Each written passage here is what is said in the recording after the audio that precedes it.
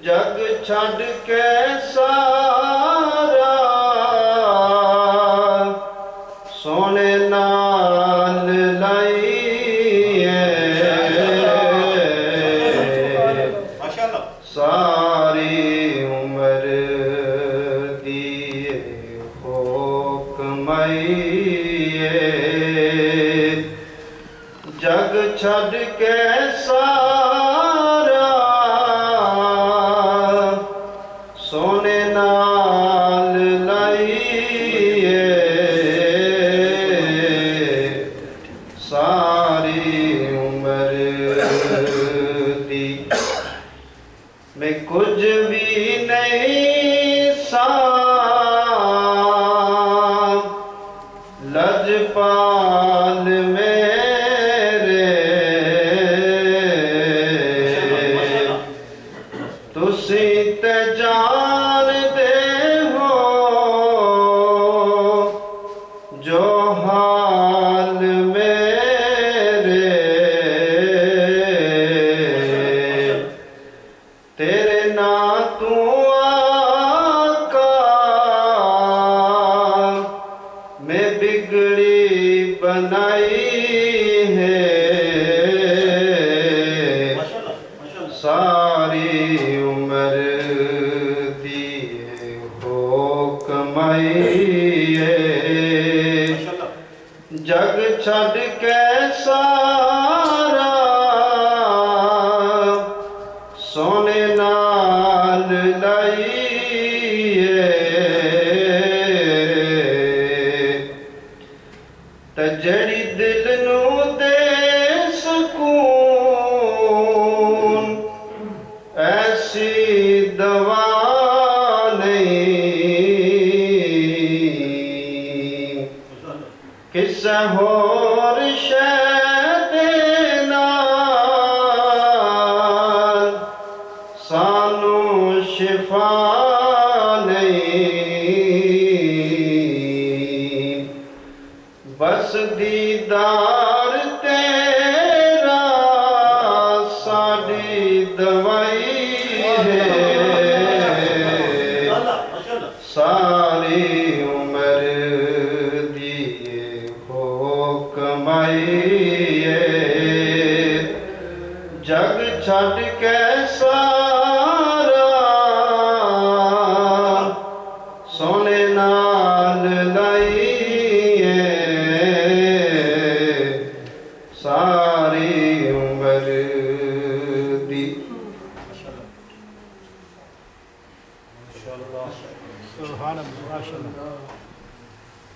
ماشاءاللہ جزاک اللہ بہت ہی اچھا انداز اور کلام بھی ماشاءاللہ بہت اچھا انتخاب کیا حاجی شبیر صاحب نے تو امید رکھتے ہیں کہ آئندہ بھی یہ ہمیں ٹائم دیا کریں گے اب میں بولٹن سے تشریف لائیں گے محمد حسن سے گزارش کروں گا آئیں اور حضور کی بارگاہ میں ہدیہ نعت پیش کریں محمد حسن فرام بولٹن السلام علی محمد وعلی آلہ واصحابہ اجمعین اما بعد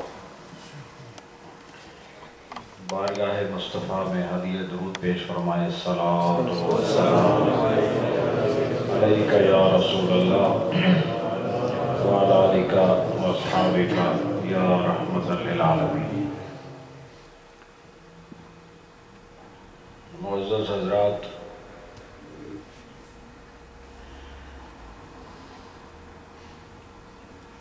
مسائل فقہ کے خوبصورت پروگرام کے ساتھ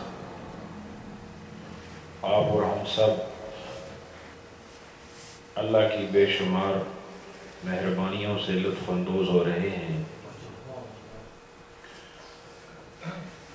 سیکھنے کی منزلیں طے کر رہے ہیں اور عمل کے لیے آمادگی اور عمل کے لیے اپنی رضامندی کی راہوں کو ہموار کر رہے ہیں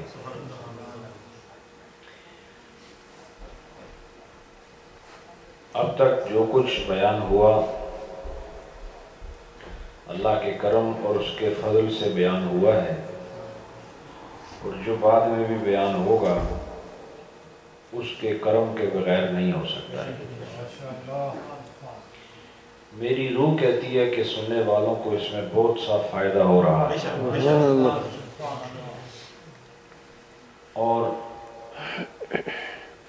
بہت سارے واعظ سنے جاتے ہیں، کیے جاتے ہیں، لیکن ان مواعظ کے انتہا پر سننے والوں سے اگر پوچھا جائے کہ آپ نے کیا حاصل کیا تو وہ لاجواب ہوتے ہیں، انہوں نے کیا پایا وہ بتا نہیں سکتے۔ لیکن الحمدللہ ہماری مجلس کا یہ کمال ہے کہ اس میں آنے والے یہ نہیں کہہ سکتے ہمیں پتہ ہی نہیں چلا کہ کیا بات ہوئی، جو بھی آئے گا وہ کچھ نہ کچھ لے کر ہی جائے گا۔ مسائل کا سیکھنا، لبا صاحب آ گیا، مسائل کا سیکھنا بہت بڑی نعمت ہے، بڑی عطا ہے، بڑا کرم ہے، بڑی نوازشات ہیں، اور پھر ایسی ایسی باتیں جو وہم و گمان میں بھی نہیں تھی وہ یہاں ذکر ہو گئی، اور آپ کو یہ بھی پتہ چل گیا کہ وہ لوگ جنہوں نے فقہ کی خدمت کی ہے انہوں نے کوئی ایسا کارنر چھوڑا نہیں ہے کہ جس پر بات نہ کی ہو اور جس کا ذکر نہ کیا ہو، کوئی ایسا پاسبل کوئی مسئلہ، کوئی کیس جو ہو سکتا ہو، بے شک کبھی نہ ہو اور کبھی ہوا بھی نہ ہو لیکن ہو سکتا ہو، فقہائے کرام نے اس کو بھی فقہ میں ذکر کر دیا تاکہ یہ ثابت ہو جائے کہ جس دین کی حفاظت کا ذمہ اللہ نے اٹھایا ہے اس نے اپنے بندوں سے یہ کام کر دکھایا ہے۔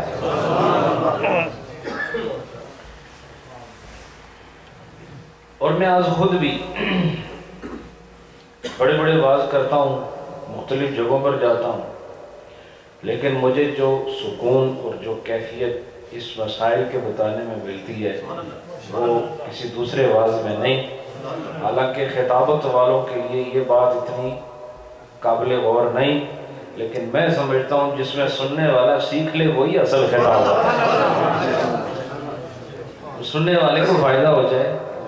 آپ کو پتہ ہے نا کہ صدقہ جاریہ میں 3 چیزوں کا ذکر ہے، اور اس صدقہ جاریہ میں یا تو کوئی ایسا کام کر دے کہ وہ صدقہ جاریہ بن جائے اور مرنے کے بعد انسان کو فائدہ دیتا ہے، مثلا لوگوں کی سہولت کے لیے وہ مسافر خانہ بنا دے، اب یہ صدقہ جاریہ ہے۔ کوئی بھی ایسا کام جو جس کی خیر کا سلسلہ جاری رہے، میت کو اس کا ثواب ملتا رہتا ہے۔ کنواں بنا دے، جب تک لوگ پانی پیتے رہیں گے اس کی سال ثواب ہوتا رہے گا۔ اور دوسرا اس کی نیک اولاد جو اس انسان کے لیے دعا کرتی ہے، یہ بھی صدقہ جاریہ ہے، یہ بھی اس کے لیے فائدے کی چیز ہے، مرنے کے بعد انسان کو فائدہ دیتی ہے۔ اور تیسری چیز ہے علم نافع۔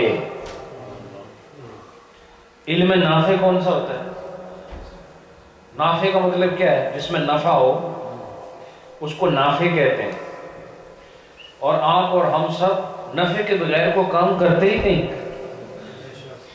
نماز بھی نفع کے لیے پڑھتے ہیں، واللہ ہم بغیر اجرت کے کوئی کام کرتے نہیں، چاہے وہ دین کا ہو یا دنیا کا ہو۔ جب کہتے ہیں نا میں نے پیسے دیے فی سبیل اللہ، اس میں سب سے بڑا نفع ہے۔ فی سبیل اللہ کا مطلب مفتی ہے نا۔ اور بعض صوفیاء نے کہا کہ ہمیں کوئی جہنم کے خوف کی وجہ سے نہیں، نہ جنت کی لالچ میں ہم یہ نیک عمل کرتے ہیں، ہم تو اللہ کی رضا کے لیے کرتے ہیں۔ تو میں یہ کہتا ہوں جب وہ یہ کہتے ہیں تو شاید آپ کے ذہن میں ہو کہ یہ بغیر نفع کے کام کر رہا ہے، لیکن میں کہتا ہوں سب سے بڑا منافع اسی کو ہو رہا ہے۔ تو بغیر نفع کے کون کام کرتا ہے؟ جس کو نفع کی ضرورت نہیں وہ صرف اللہ رب العالمین ہے، اسے نفع کی ضرورت نہیں، چونکہ وہ نفع لیتا نہیں، نفع دیتا ہے۔ جو دوسروں سے منفعت حاصل کرے وہ رب نہیں ہو سکتا. رب نہیں ہو سکتا جو دوسرے سے فائدے اٹھانے کی بات سوچے. رب وہی ہوتا ہے جو دوسرے کو فائدہ دے، اور جسے مخلوق فائدہ دے سکے وہ مخلوق ہی ہو سکتی ہے، خالق نہیں ہو سکتا. مخلوق کو نفع دے سکتی ہے لیکن خالق کو نفع نہیں دے سکتی. تو جو کہتا ہے، جیسے رابعہ بصریہ کا مشہور قول ہے جو انہوں نے کہا کہ میں نے یہ جنت کو جلانا ہے. کہا کیوں؟ کہا اس لیے کہ لوگ صرف اس کی لالچ میں نہ کریں بلکہ صرف اللہ کی محبت میں کریں، اللہ کی رضا کے لیے نیک کام کریں. تو میں یہ کہتا ہوں کہ اللہ کی رضا بھی تو کوئی نفع ہے کہ نہیں؟ بولو نا بھائی. چلو جنت کا نفع چھوڑا نا، لیکن اللہ کی رضا وہ بڑی ہے یا جنت بڑی ہے؟ اللہ کی رضا بڑی ہے. تو پھر اس کا مطلب یہ نہیں ہے کہ رابعہ بصری جنت کو ختم کرنا چاہتی ہیں. مطلب یہ ہے کہ جنت سے بھی اگلی چیز حاصل کرو، وہ خدا کی رضا ہے. تو بغیر نفع کے ہم کوئی کام کرتے نہیں. اس لیے خبردار کو یہ کہے کہ میں نے بس بغیر نفع کے یہ کام کیا ہے. ہر آدمی نفع کے لیے کام کرتا ہے.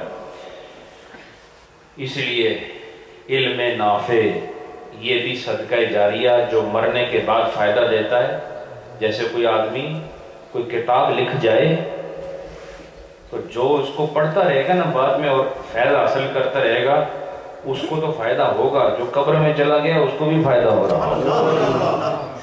تو کیا میں اس منزل میں نہیں پہنچا ابھی تک کہ میری کوئی ایک بات آپ کو سمجھ آ جائے اور آپ اس پر عمل کریں تو کیا میری قبر میں ٹھنڈک نہیں آئے گی؟ اور کیا اس کی کیفیات میری قبر تک نہیں آئیں گی؟ معلوم ہوا کہ میں جو آپ کے سامنے بیان کر رہا ہوں یہ آپ کے لیے بھی کر رہا ہوں، اصل میں اپنے لیے کر رہا ہوں. اور علم نافع وہی ہوتا ہے جس سے دوسرے کو فائدہ ہو.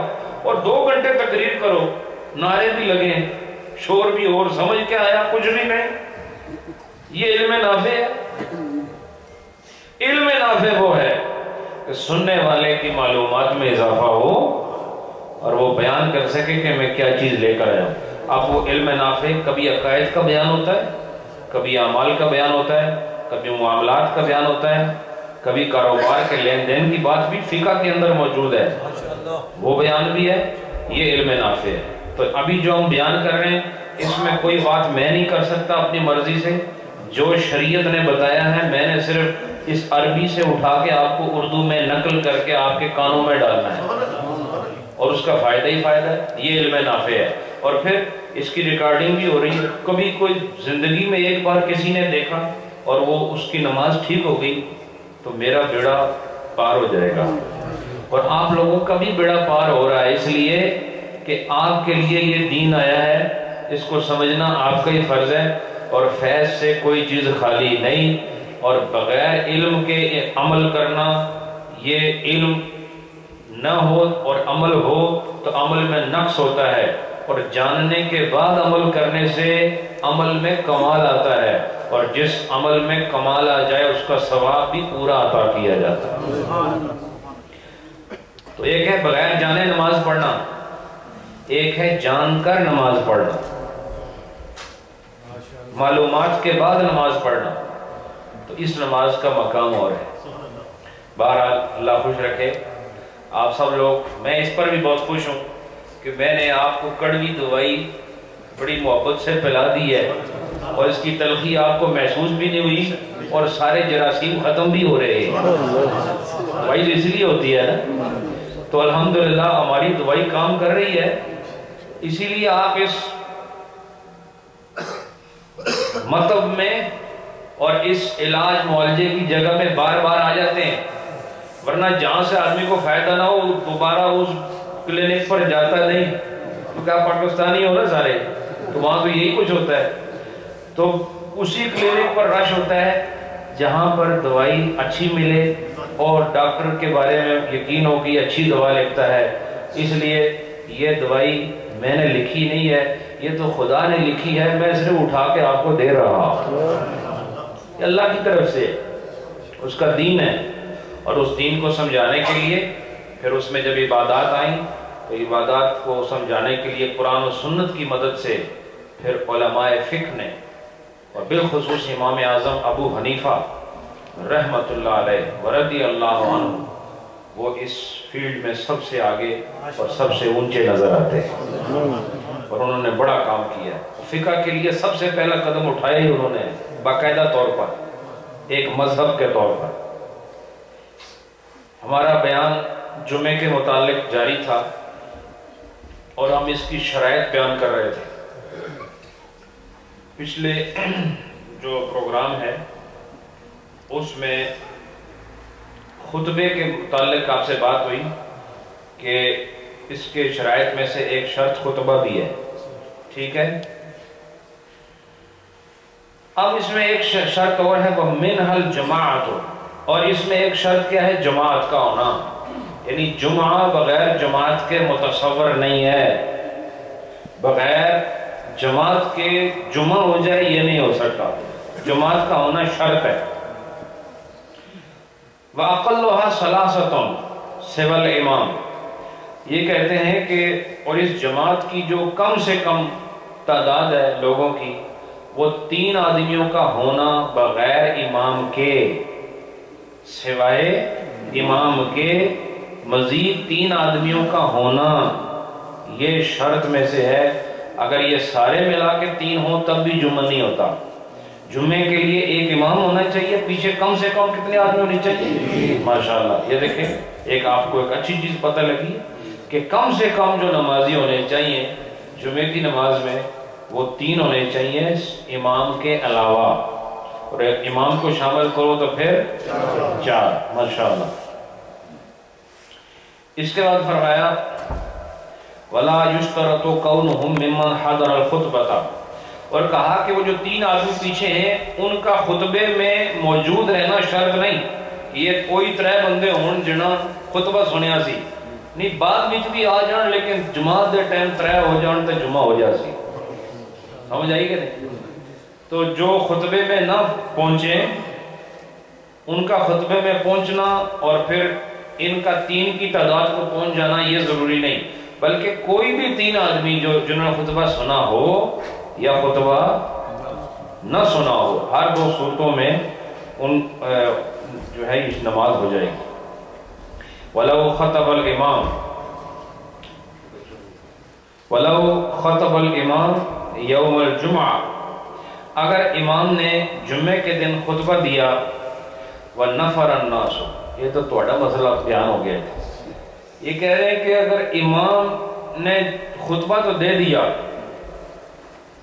تو جیسے ہی خطبہ دیا نفر الناس، جتنے لوگ ہیں سب نس گئے، یہ ہو سکتا ہے یہ اچانک سارے کو کوئی یاد آ رہے، ٹھیک ہے، تو ایسا ہو سکتا ہے، اس لیے میں نے کہا توڑا مسئلہ ہے۔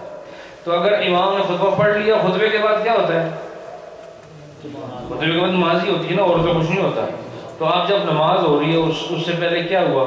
سارے آنکھوں نا، ماشاءاللہ سارے ناس گئے۔ اچھا وجا آخرون، تو پھر کوئی اور بندے آ گئے تھے، یہ تو جو خطبے میں بھی تھے سننا سب کچھ یہ تو بھاگ گئے سارے، لیکن وجا آخرون، لیکن کوئی اور بندے وہاں پر آ گئے۔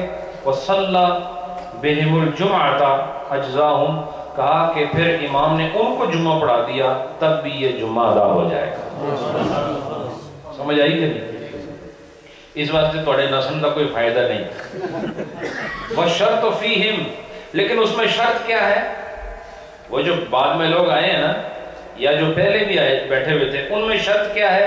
أَن يَكُونُوا صَالِحِينَ لِلْإِمَامَةِ، کہ یہ سارے جتنے ہوں نا یہ نماز پڑھانے کے قابل ہوں۔ نماز پڑھانے کے قابل مطلب یہ ہوں، ضروری نہیں کہ مولوی ہو، کوئی بھی آدمی آپ میں سے ضرورت کے وقت نماز پڑھا سکتا ہے، کوئی بھی آدمی آپ میں سے ضرورت کے وقت نماز پڑھا سکتا ہے، کوئی بھی آدمی آپ میں سے ضرورت کے وقت نماز پڑھا سکتا ہے، داڑھی ہو یا داڑھی نہ ہو، یہ میں آپ کو صحیح مسئلہ بتا رہا ہوں۔ ہاں اب یہ دیکھنا پڑے گا جو وہاں موجود ہیں ان میں سے جو زیادہ شریعت کے قریب نظر آ رہا ہے اور علم میں بھی زیادہ واضح ہے اور اس کو نماز کے مسائل زیادہ آتے ہیں تو پھر وہ نماز آگے پڑھائے. سمجھ آئے گی؟ ایک آدمی اس کی داڑھی تو ہے لیکن اس کو یہی نہیں پتا نماز کے فرائض کتنے ہیں، اور جس کی داڑھی نہیں ہے اس کو پتہ ہے کہ نماز کے فرائض کتنے ہیں، تو اب وہ آدمی نماز پڑھائے جس کی داڑھی نہیں ہے. بات سمجھے؟ تو یہ جو بعض لوگ کہتے ہیں یہ دیکھو چوری کی تھی داڑھی رکھی ہے، داڑھی کا اس سے کیا تعلق ہے؟ اب یہاں بات داڑھی کی نہیں ہے.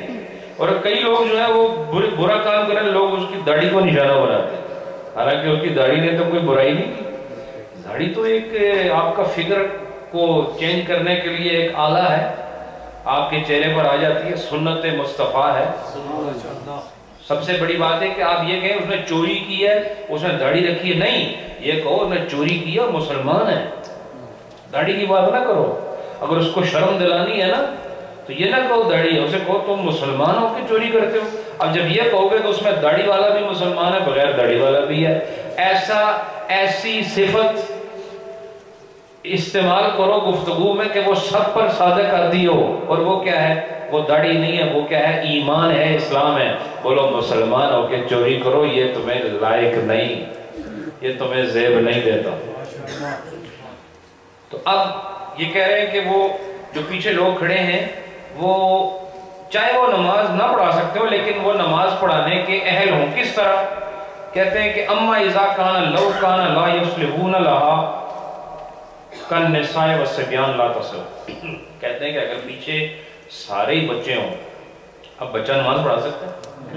بولو نا، نہیں پڑھا سکتا، لیکن جوان تو پڑھا سکتا ہے. یہ ہے اس کا مطلب کہ پیچھے وہ لوگ ہیں جو نماز پڑھا سکتے ہوں. اچھا، کالنساء جیسے عورتیں ہیں، عورت نماز پڑھا سکتی؟ نہیں، عورتیں نماز نہیں پڑھا سکتی، بچے نماز نہیں پڑھا سکتے. تو یہ کہتے ہیں جو پیچھے لوگ کھڑے ہیں ان میں وہ لوگ ہونے چاہیے جماعت کے وقت کہ جو نماز پڑھانے کے اہل ہوں، ان میں بچہ یا عورتیں ہی ہوں صرف، اور کوئی نہ ہو. یعنی اس میں کوئی جوان آدمی مرد نہ ہو، صرف عورتیں ہوں یا صرف بچے ہوں. لا تصح الجمعہ، پھر وہ جمعہ صحیح نہیں ہوگا. یعنی امام جمعہ پڑھا رہا ہے نا، اور پیچھے کون لوگ ہیں؟ صرف بچے ہیں اور صرف عورتیں ہیں. اب اس نے جمعہ پڑھا دیا، جمعہ ہو جائے گا؟ نہیں ہو جائے گا. لیکن پیچھے اگر مرد موجود ہیں، چاہے عورتیں بچے بعد میں بے شک ہوں، لیکن اصل میں کون ضروری ہے؟ مردوں کا ہونا. کتنے مردوں کا؟ 3 مردوں کا. وہ 3 مردوں کا ہونا پیچھے کیا ہے؟ ضروری ہے. اچھا، ان مردوں میں پھر یہ شرط نہیں ہے کہ وہ جو ہے وہ غلام نہ ہوں، وہ مسافر نہ ہوں، مریض. یا آگے انہوں نے لکھا وَتَنْعَقِدُ الْجُمْعَةُ بِإِتْمَامِ الْعَبِيدِ وَالْمُسَافِرِينَ وَالْمَرْضَى وَكَذَا بِالْأُمِّيِّينَ وَالْأَخْرَسِ.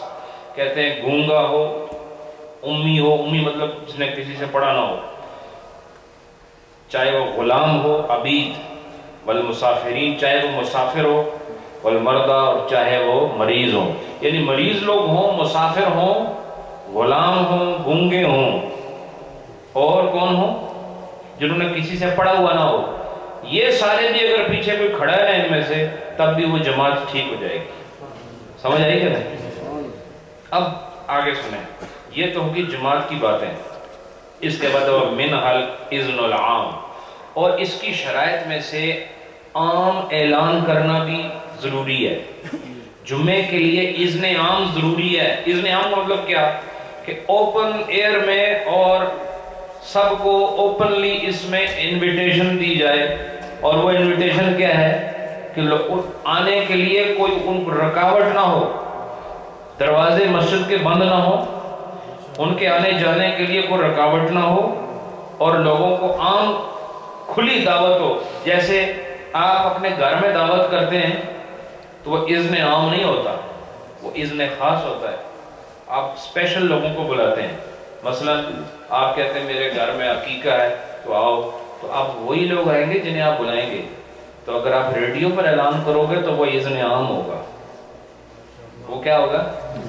وہ پھر اذن عام ہوگا اور تہاڈا کام تمام ہوگا. اس واسطے کہ سارے اتنے موجود ہوں گے. سمجھ آئی کہ نہیں؟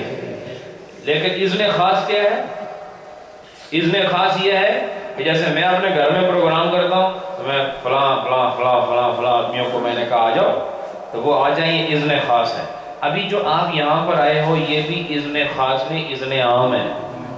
کوئی روک ٹوک نہیں، جو مرضی آ جائے، چاہے وہ ہمارا رشتہ دار ہو چاہے نہ ہو، چاہے ہماری بولی جانتا ہو نہ جانتا ہو، چاہے وہ گونگا ہو بہرا ہو اندھا ہو، بتاؤ یہاں ہر آدمی آ سکتا ہے کہ نہیں؟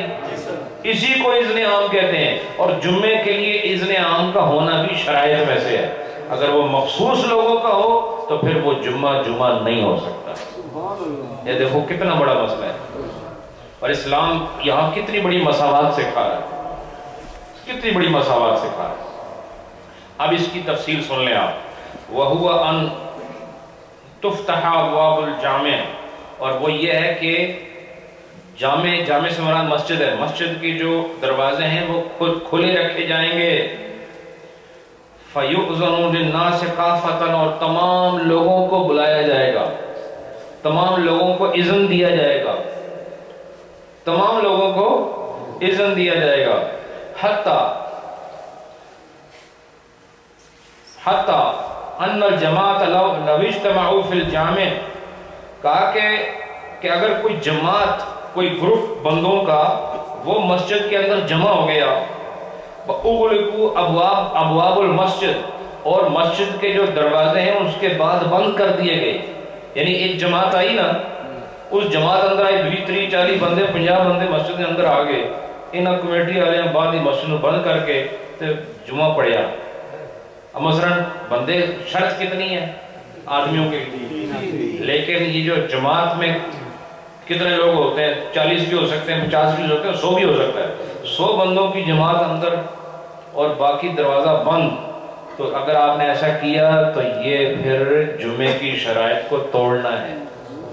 وہ 3 نمازی کی شرط نہیں، اذن عام یہاں پر ناقص ہو رہا ہے۔ اذن عام میں جماعت تک محدود نہیں رکھ سکتے آپ، کہ یہ گروپ جو ہے نا مسجد میں انٹر ہو گیا، اب آپ دروازے بند کر دو، ہمیں اور نہیں ضرورت، جماعت کرتے ہیں، تو ایسا نہیں کر سکتے۔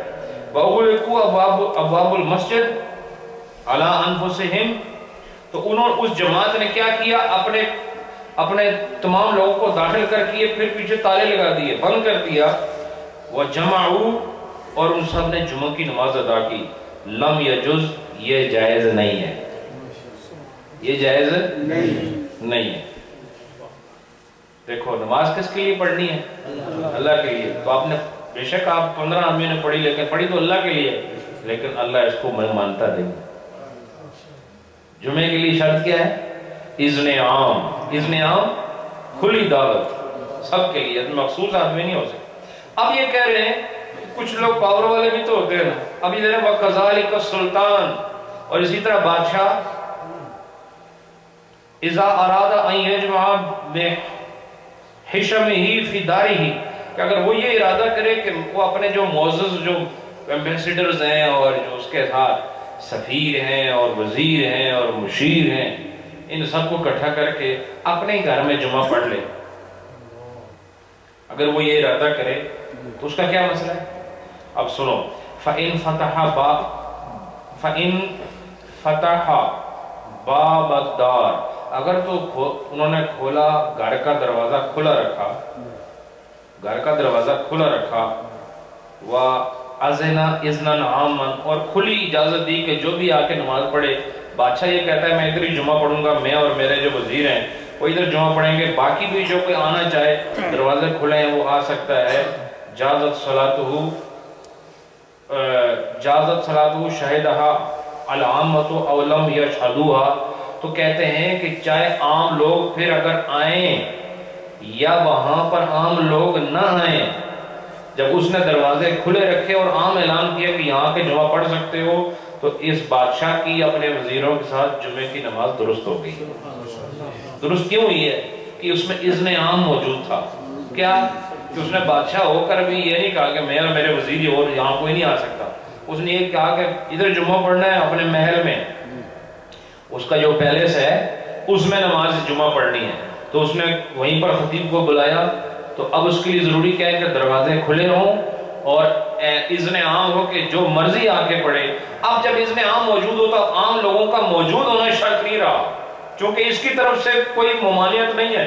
اب وہاں عام لوگ آئیں یا نہ آئیں، ہر دو صورت میں بادشاہ اور اس کی جماعت کا جمعے کی نماز جائز ہو جائے گی۔ سمجھ آئی کہ لیکن ایک بات کہتے ہیں وَيُكْرَهُ قَذَافِ تارخانیہ، کہتے ہیں کہ ایسا کرنے سے ان کی نماز تو جائز ہو جائے گی، لیکن بادشاہ کا ایسا کرنا مکروہ ہے۔ بادشاہ کا ایسا کرنا کیا ہے؟ مکروہ ہے۔ بہتر کیا ہے کہ وہ مسجد میں جا کے نماز پڑھے، لیکن اگر اس نے ایسا نہیں کیا اور اپنے محل میں جمعے کی نماز کرائی تو جمعے کی نماز جائز ہو جائے گی، بشرطے کہ اذن عام موجود ہو۔ اذن عام کا مطلب پتہ چل گیا؟ اذن کا مطلب اجازت دینا ہوتا ہے، اور اسی سے لفظ اذان بھی ہے۔ اذان کا مطلب اعلان بھی ہے، اذان کا مطلب کسی کو دعوت دینا بھی ہے، ایک عام انویٹیشن اونچی آواز میں دینا، یہ اذان ہے۔ وَإِلَّمْ يَفْتَحْ بَابَ الدَّارِ وَأَجْلَسَ الْبَوَّابِينَ عَلَيْهَا لَمْ تَجُزْ لَهُمُ الْجُمْعَةُ، کہا کہ اگر وہ دروازوں کو بند کر دیں اور وہاں پر بواب کہتے ہیں چوکیدار کو، جو گیٹ کیپر ہوتا ہے نا، اس کو عربی میں بواب کہتے ہیں۔ کیا کہتے ہیں؟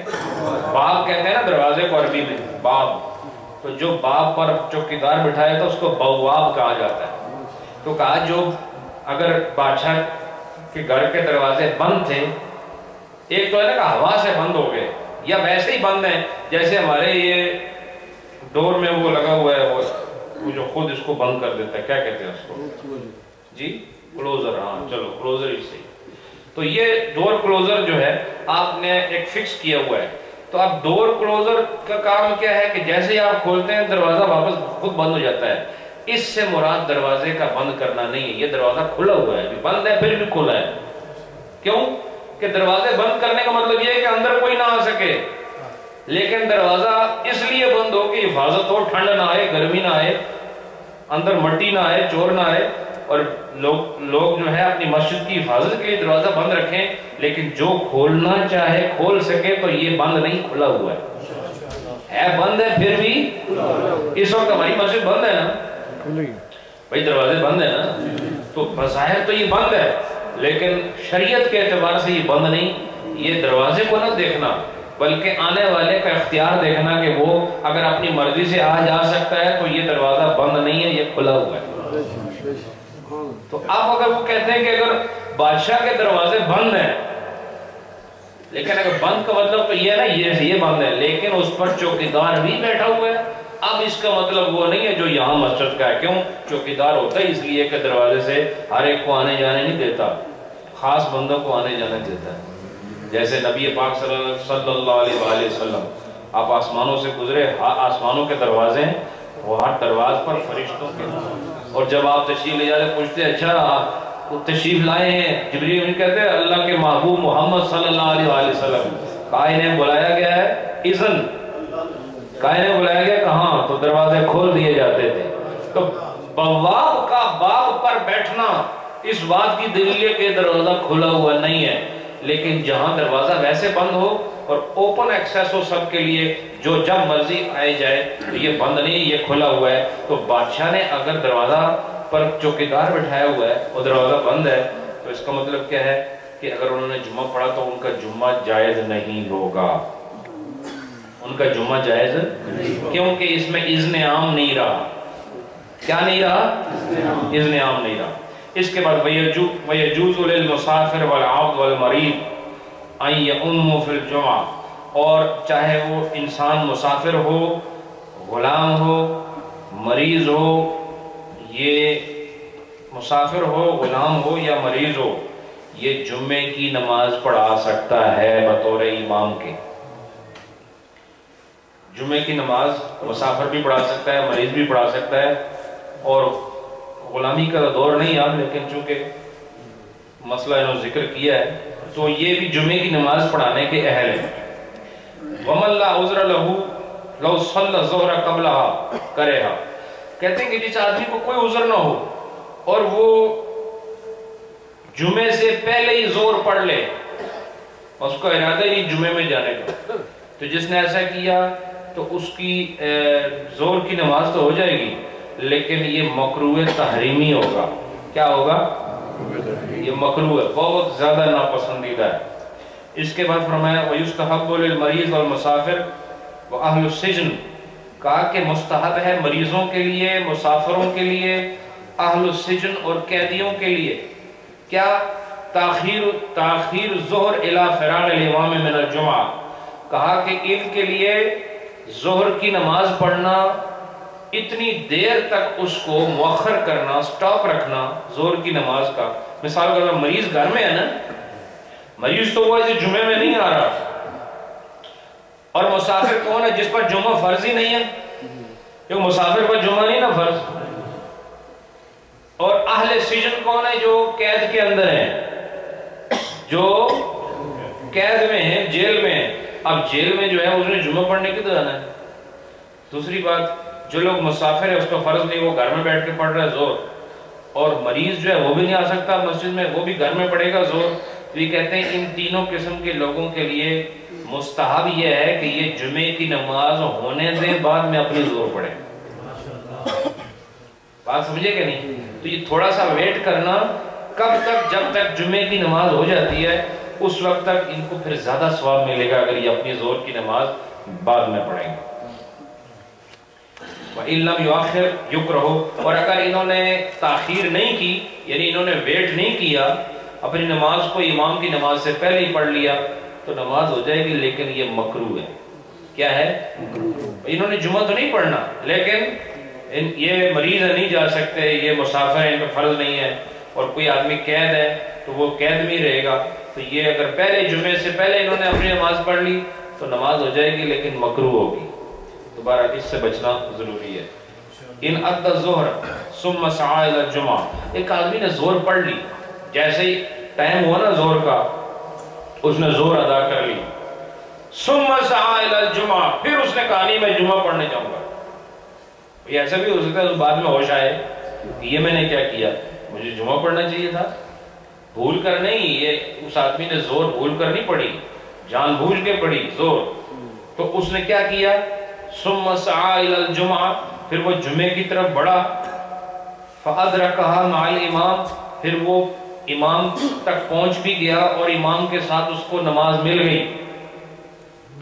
بطل ظہر، تو اس کی وہ جو زور جو اس نے پہلے پڑھی تھی نا وہ اب ختم ہو گئی، باطل ہو گئی، اب اس کی کوئی حیثیت نہیں رہی. سواء کان معذورا کل مسافر، چاہے وہ معذور ہو جیسے کہ مسافر یا مریض یا غلام، او غیر ہی، یا بے شک معذور نہ ہو.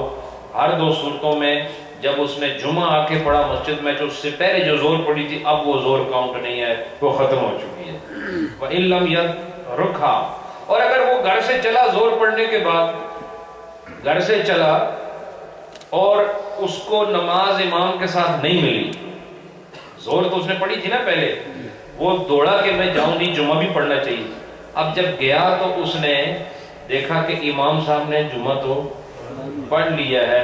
فَإِنْ خَرَجَ مِنْ بَيْتِهِ، تو پھر کیا دیکھا جائے گا کہ جب یہ گھر سے نکلا تھا جس وقت، وَالْإِمَامُ فَرِغَ مِنْهَا لَا يَبْطُلُ إِجْمَاعًا، تو کہا کہ جب یہ گھر سے نکلا تھا اور امام اس وقت فرضوں سے فارغ ہو چکا تھا، جب یہ گھر سے نکلا تھا، یعنی اس نے اپنی زور پڑھی، زور پڑھ کے اس کو کیا خیال آیا کہ مجھے کدھر جانا چاہیے؟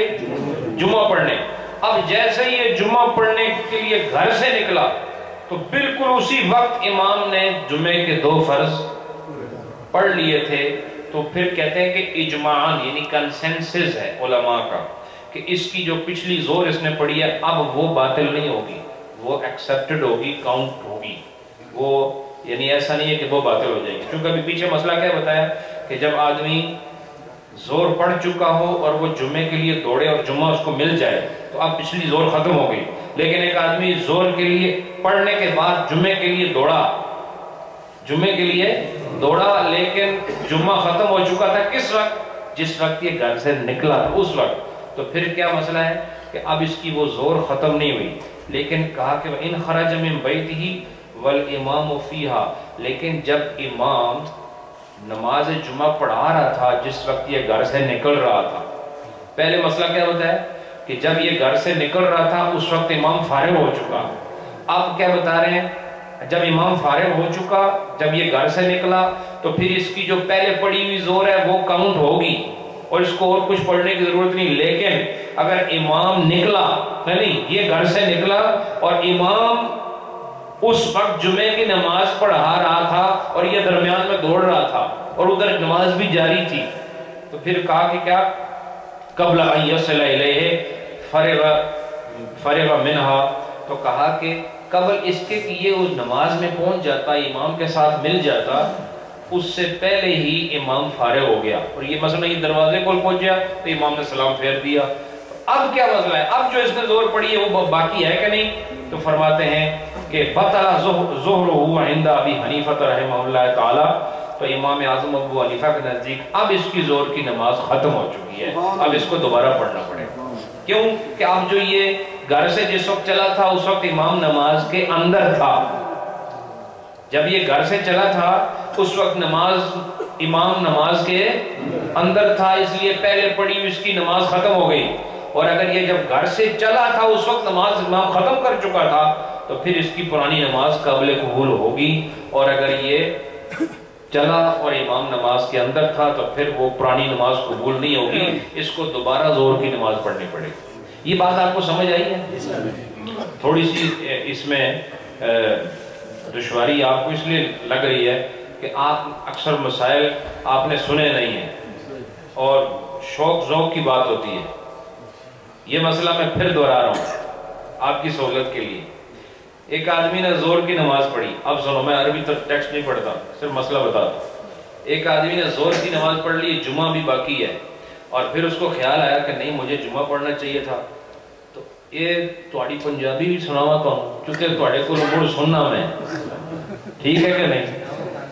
اچھا, تو وہ جس طرح ٹریا نا کروں نکلیا باہر, جس ویلے باہر نکلیا اس ویلے امام اپنی نماز اتنے ختم کر چکیا کتنے مسجد جمعے دی. ہوں جڑی اسے زور پڑی سی پہلے انہوں مڑ دوبارہ زور پڑھن دی لوڑ کوئی نہیں. لیکن اگر ایک جس ویلے کروں نکلیا اور مسجد وال دوڑن لگا, اس دوران امام نماز جمعہ دے اندر موجود سی, ختم نہیں سی ہوئی. کیڑے ویلے؟ جس ویلے یہ نکلیا, یہ جس ویلے مسجد پہنچیا تو اس تو پہلے ختم ہو گئی. تو ہوں جی اس پہلے زور پڑی ہے وہ بھی ختم ہو گئی, ہوں اس نے وہ زور دوبارہ پڑھنی. اب بات سمجھ آئی کہ ٹھیک, ہوں نہ سمجھ آئی تو اللہ نے والے. اور اس کے بعد فرمایا کہ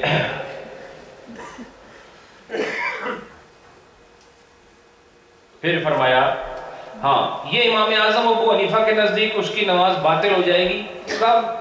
جب یہ گھر سے نکلا اور امام نماز کے اندر تھا, لیکن جب یہ مسجد کے قریب پہنچا تو نماز ختم ہو چکی تھی. اس نماز کے ختم ہوتے کے ساتھ اس کی پرانی زور بھی ختم ہو گئی. لیکن امام ابو یوسف اور امام جو محمد ہیں ان کے نزدیک جو ہے اس کی نماز باطل نہیں ہوتی. اور اچھا یہ تو مسئلہ ختم ہوا. اب ایک مسئلہ اور بتا رہے, ایک آدمی نے اپنی زور پڑھ لی ہے جمعے کے دن میں, ادھر اذان ہوئی نا, تو جیسے ہی اذان سٹارٹ ہوتی ہے زور کا ٹائم شروع ہو جاتا ہے. تو اس نے کیا کیا, سستی آئی, نے کہا میں بس یہ زور ہی پڑھوں گا. تو اب یہ زور پڑھا, اس نے زور کی نماز پڑھی. نماز پڑھ کے جمعے کے ارادے سے نہیں نکلا, ویسے نکلا باہر شاپنگ کے لیے اور کسی کام کے لیے. اب یہ اس کا نکلنا جمعے کے لیے تو نہیں ہے نا, اس کا نکلنا کس لیے؟ اپنے کسی کام کے. وَإِنْ خَرَجَ لَا يُرِيدُ الْجُمْعَةَ, اگر یہ گھر سے نکلا لیکن جمعے کا ارادہ نہیں رکھتا تھا تو لا يبطل اجماعاً, تو پھر اس کی نماز کسی صورت میں بھی نہیں باطل ہوتی, وہ جائز ہوگی جو اس نے پہلے زور پڑھ لی. بات سمجھ آئی کہ نہیں؟ یعنی گھر سے نکلنے سے نماز جو پہلے پڑھ لی وہ باطل نہیں ہوتی, بلکہ نیت سے باطل ہوتی ہے. اگر آپ کس لیے نکل رہے ہو, اگر جمعے کے لیے نکل رہے ہو تو پھر دو مسئلے ہیں, امام نماز میں ہے یا فارغ ہو چکا ہے. اگر نماز سے فارغ ہو چکا ہے تو پھر آپ کی نماز باطل نہیں ہوئی, اور اگر فارغ نہیں ہے اور آپ راستے میں تو آپ پچھلی زور ختم ہو گئی, اب دوبارہ سے پڑھو. اور اگر آپ صرف ویسے ہی نکلے ہو اپنے کام کاج کے لیے, اپنی اپوائنٹمنٹ کے لیے, ایسا بھی تو ہو سکتا ہے مثلا جمعہ کتنے بجے ہوتا ہے؟ 1 بجے, اور آپ کو پتا ہے کہ دوسری مسجد میں 1:30 بجے ہوتا ہے, تیسری مسجد میں 1:15 ہوتا ہے, اور آپ کی اپوائنٹمنٹ کا ٹائم ہے مثال کے طور پر 1 بجے. اب آپ کو پکا پتا ہے اپوائنٹمنٹ میں کبھی بھی ڈاکٹر کے پاس جا رہے ہیں تو ایگزیکٹ ٹائم پہ تو کبھی بھی آدمی کی باری نہیں آتی. آپ سرجری میں جاتے ہو نا سرجری آپ ماشاءاللہ صحت مند ہو، کبھی سرجری نہیں گئے آپ؟ تو بولتے کیوں نہیں؟ مریض ویسے ہی ہیں آپ، نہ بولنا بھی تو ایک مرض ہے نا۔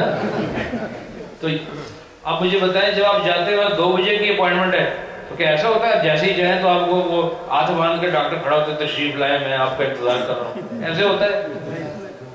وہاں کم از کم 20 منٹ بھی لگ سکتے ہیں، 25 بھی لگ سکتے ہیں۔ خوش قسمت ہے جو 15 منٹ میں فارغ ہو جائے، پھر اندر جاتے ہو۔ اب جو آپ کو پتا ہو کہ یقیناً پتا ہو یا آپ کی اپوائنٹمنٹ ہاسپٹل میں ہو، اب ہاسپٹل میں اپوائنٹمنٹ ایسی ہوتی ہے کہ اس کا تو کوئی سر پیر ہی نہیں ہوتا، سمجھ آئی کہ اب آپ کو پتا ہے کہ میری 12 بجے اپوائنٹمنٹ ہے یا 1 بجے ہے اور میں فارغ ہوں گے 3 بجے، آپ کو پکی بات معلوم ہے نا کہ جمعے میں تو سوال نہیں پیدا ہوتا، اور ادھر اذان ظہر ہو گئی اور یہ آدمی نے سوچا چلو جمعہ جائے تو وہ بھی گناہ ہے لیکن یہ ظہر تو نہ جائے، میں ظہر پڑھ کے نکلوں۔ بات سمجھ آئی کہ نہیں؟ کیا ظہر پڑھ کے نکلوں تو جمعہ مجھے نہیں مل سکتا، ظہر تو مل جائے، تو یہ اس آدمی سے بہتر ہے نا جس نے ظہر بھی نہیں پڑھی اور جمعہ بھی نہیں پڑھا۔ بات سمجھ آئی کہ نہیں؟ یہاں مسئلہ یہ نہیں بتا رہے ہیں کہ ایک آدمی جو ہے وہ ظہر پڑھ رہا ہے اور جمعہ نہیں پڑھنا چاہتا، یہ حالات خراب ہو سکتے ہیں، اس کی مجبوری ہو سکتی ہے کہ وہ جمعے کے ٹائم میں حاضر نہیں ہو سکتا۔ اب مثلا یہ مثال کیوں دی ہے؟ یہ سمجھانے کے لیے مثال کے طور پر 1 بجے اپوائنٹمنٹ ہے آپ کی، تو آپ گھر سے نکلتے ہیں، آپ زور پڑھ کے گھر سے نکلے، اب سنو میری بات، زور پڑھ کے آپ نے کوٹ شوٹ پہنا، باہر جیسے ڈور پہ پہنچے تو آپ کو فون آیا ہاسپٹل سے کہ your appointment has been cancelled. ٹھیک ہے، اب مجھے بتاؤ زور آپ نے پڑھ لی ہے اسی لیے سے کہ میری زور تو نہ جائے نا کم از کم۔ اب جمعے کا وقت بھی ہے تو سچویشن کیا ہے کہ اب آپ جمعے کے لیے یا تو نکلو گے یا نہیں نکلو گے، کیونکہ اپوائنٹمنٹ تو ختم ہو گئی۔ یہ مسئلہ آ گیا کہ نہیں؟ دیکھو تو کہاں نے لکھا، دیکھو پریکٹیکلی ثابت ہو رہا ہے۔ اب آپ نکلتے ہیں جمعے کے لیے تو یا تو امام اس وقت نماز پڑھا رہا ہے یا امام نماز پڑھا چکا ہے۔ اگر نماز پڑھا رہا ہے تو پھر آپ کی پچھلی نماز ختم ہو گئی، اب وہ زور کاؤنٹ نہیں ہوگی۔ آپ وہاں پہنچے، آپ کو جمعہ بھی نہیں ملا تو دوبارہ سے زور پڑھو، اور اگر آپ جب نکلنے لگے آپ نے ٹائم دیکھا 1 بجے تو جمعہ ہو جاتا ہے، اس وقت 1:10 ہو رہے تھے تو آپ کو 100% پتا ہے کہ آپ نے امام نماز پڑھا چکا ہے۔ اب جو آپ نکلے ہیں اس وقت کے امام نماز ختم کر چکا ہے، اب آپ کو دوبارہ پڑھنے کی ضرورت نہیں، آپ کی وہ ظہر جو ہے وہ قائم دائم رہے گی۔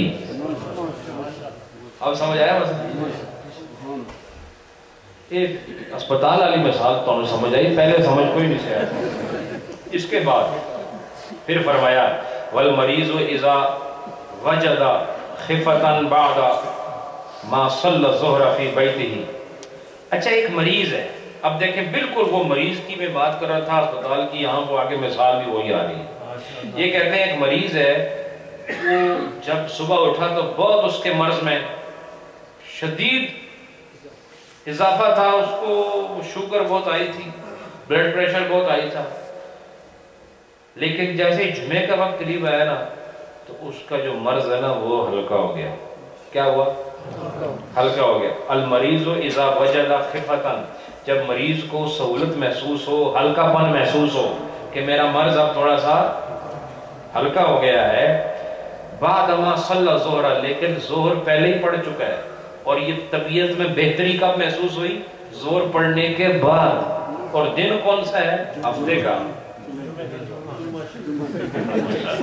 آپ جاگ رہے ہیں ماشاءاللہ۔ دن کون سا ہے؟ جمعے کا۔ ہفتے کا تو رونا ہی کوئی نہیں اللہ دے۔ تو فرمایا مریض کی جو مرض ہے وہ اس میں تھوڑی کمی آئی، وہ بیٹر فیل کر رہا ہے اب، لیکن یہ بیٹر فیلنگ کب شروع ہوئی؟ جب اس نے اپنی زور پڑھ لی تھی۔ تو اب ثم راح الى الجمعہ، اب وہ جمعے کے لیے نکلا، زور بھی پڑ چکا ہے اور طبیعت میں اب بہتری بھی ہے، اب یہ جمعے کی طرف بڑھا۔ فصلی الجمعۃ، اور اس نے جمعے کی نماز پڑھ لی۔ انتقض ظہرہ، اس کی جو پرپنی زور کی نماز ہے اب اس کے کوئی حساب نہیں، وہ ختم ہو چکی ہے، وہ نماز ختم ہو گئی۔ وانقلب نفلا، تو جب وہ پچھلی نماز ختم ہو گئی تو اس کا بنا کیا؟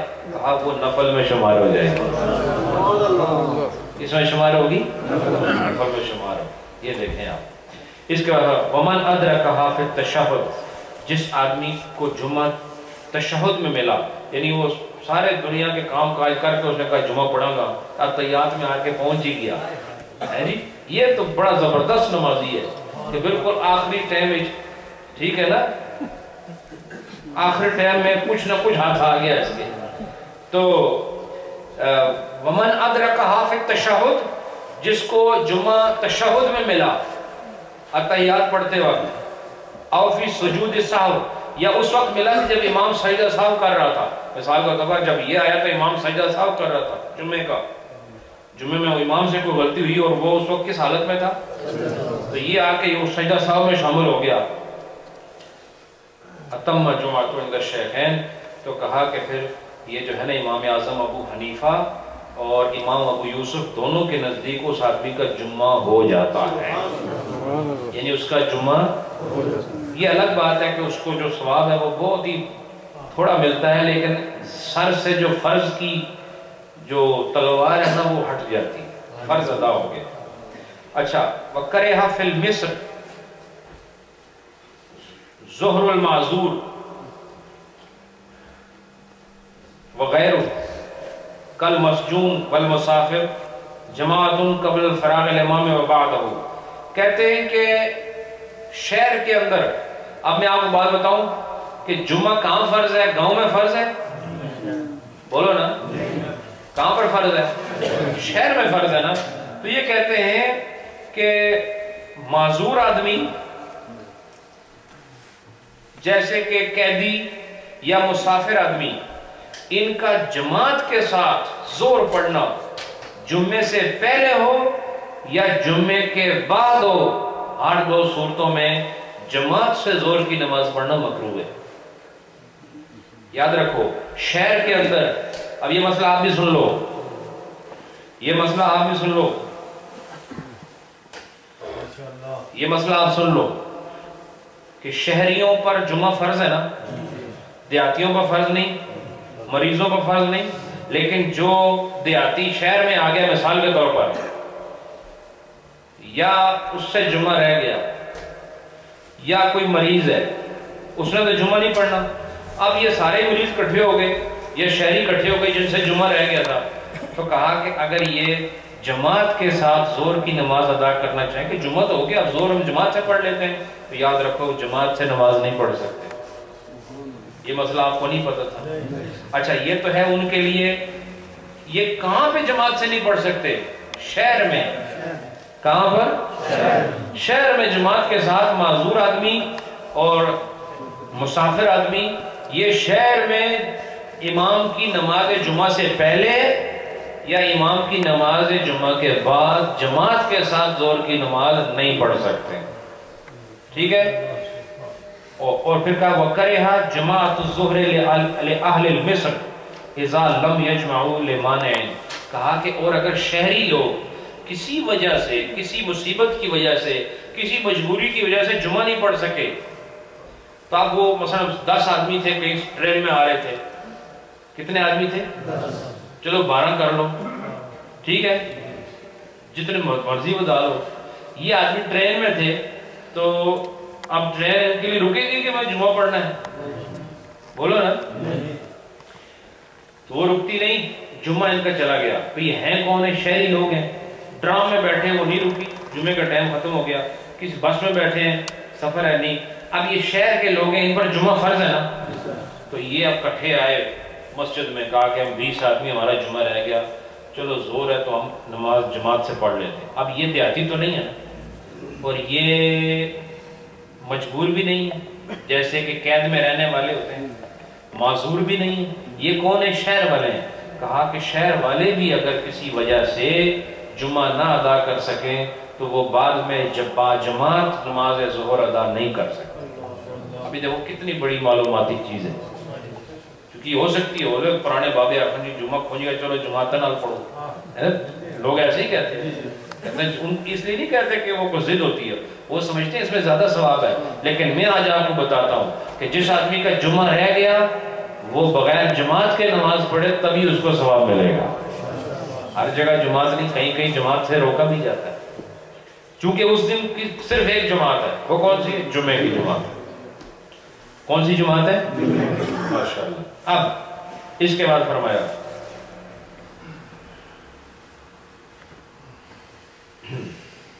وَيَجِبُ السَّعْيُ، ہاں وَأَمَّا أَهْلُ الْقُرَىٰ، اچھا آپ کہیں کہ جو دیہات کے لوگ ہیں، یہ تو تھا شہر کا مسئلہ، شہر میں معذور نماز پڑھے، مریض نماز پڑھے، مسافر نماز پڑھے جمعے والے دن ظہر کی، چاہے وہ شہر والے پڑھیں جن پر جمعہ فرض ہے، جن پر جمعہ فرض ہے وہ، اور جن پر جمعہ فرض نہیں ہے وہ، یہ سب مل کے اگر شہر کے اندر ظہر کی نماز پڑھنا چاہیں، امام کے جمعے ادا کرنے سے پہلے ہو یا جمعہ ادا کرنے کے بعد ہو، تو کیا یہ جماعت سے نماز ظہر ادا کر سکتے ہیں؟ بولو نا، نہیں۔ لیکن دیہاتی لوگ، اہل قرآ کہتے ہیں دیہات والے، فَلَهُمْ ذَلِكَ بِالْأَذَانِ وَالْإِقَامَةِ مِنْ غَيْرِ كَرَاهَةٍ، کہا ان کے لیے بغیر کسی کراہت کے اذان اور اقامت کے ساتھ با جماعت نماز ادا کرنا ان کے لیے جائز ہے۔ کن کے لیے؟ کہاں پر؟